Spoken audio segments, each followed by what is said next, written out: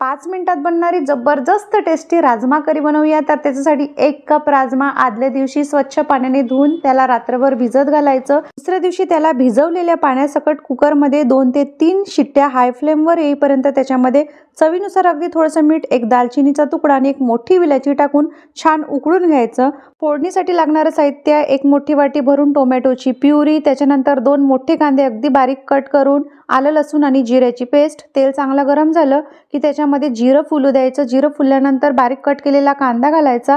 Soft होईपर्यंत त्याला परतून घ्यायचं. आलं लसणाची पेस्ट घालायची. त्याच्यानंतर टोमॅटोची प्युरी घालायची. तेल सुटेपर्यंत त्याला परतून घ्यायचं. सुक्या मसाल्यांमध्ये हळद, लाल तिखट, त्याच्यानंतर धने पूड आणि चवीनुसार मीठ घालायची. गोडा मसाला घालायचा. भरपूर कोथिंबीर घालायची आणि राजमा घालून छान 5 मिनिटापर्यंत लो फ्लेमवर उकडू द्यायचं. अशा प्रकारे सॉफ्ट शिजायला हवा. त्याच्यानंतर भरपूर अशी कोथिंबीर घालायची आणि गरमागरम मस्त भातासोबत सर्व करायची.